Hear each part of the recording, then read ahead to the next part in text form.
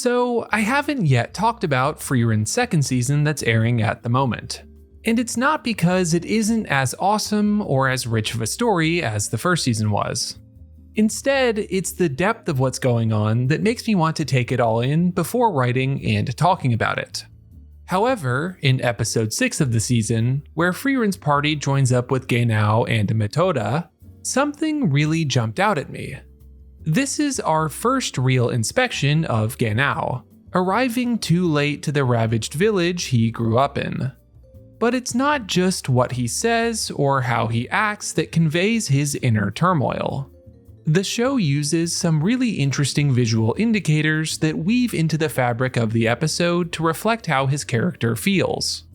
So, what are these little tricks and flares? And how do they give us an unspoken insight into this mage we barely know?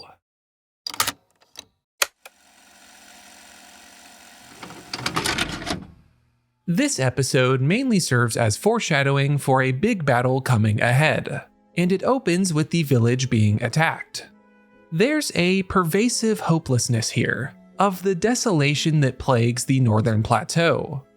When we join Metoda after the opening, the town is destroyed. And our introduction to Genau is not a shot of his face, but rather his footsteps approaching as a demon begs for its life. A calculating coldness emanates from him, but also a weariness in how he holds himself. One of the first things he says is that he doesn't hold this place dear, that he's only here on series assignment. This is going to be his line the entire episode, that duty is driving him over any desire for revenge or retribution.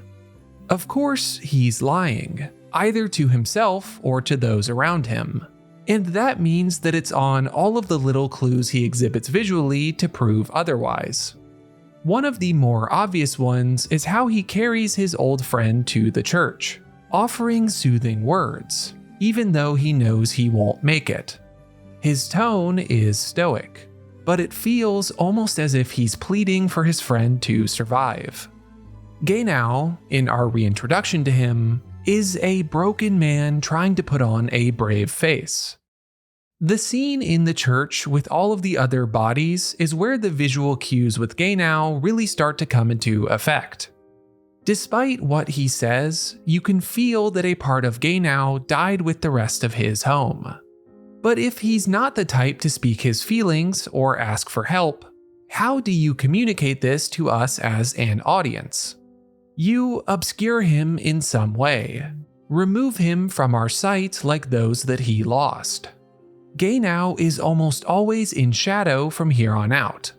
Even in his memory, he is in the shade while his friend is bright and shining in his youth. When Frieren shows up, his face becomes dark while Frieren's is cast into light. It's rare for us to see his face at all in these shots, many of them from the side, or too far away to make out his features, or out of focus entirely. Most notably, a lot of them are just of the back of his head. These are not intuitive shots for anime, but it's about what they're hiding. Genau is not with us, lost in the grief that he's not even sure he wants to be feeling. He's incomplete in the frame, and that communicates to us so much about what's going on inside of his head. Something that draws this into sharp relief is Genow's contrast to the others. Where he is silent and absent in his ruminating, the others still manage to find light and comedy. We get to see them fully, smiling and talking and trying to solve the mystery of the demon near them. Frieren as a show has always managed to balance the heaviness of such a stark world with the small joys in life and companionship. But putting them so closely together in this episode really draws into focus how out of place Genau is. In this way, it balances the sympathy we feel for him with the intrigue and excitement of battling this formidable foe in the next episode. It's a delicate tightrope to walk, and using visual language to tell us about Gennow is part of what makes it work at all. This episode of Frieren in some ways is just teeing up the climactic battle ahead. But putting it solely in that box would be ignoring all of the interesting choices it makes with its pacing and framing and tone.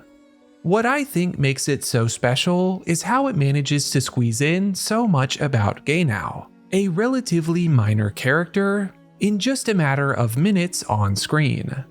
Using every shot of him to communicate to us what's going on internally, this episode paints a silent portrait of a man gazing into a vast pit of grief. It's just another feather in the cap for this spectacular anime, but that doesn't mean it doesn't deserve attention all the same. And that ends today's video. I hope you enjoyed. A bit of a shorter one today. I had a crazy busy weekend that meant I could only work on this video on Friday.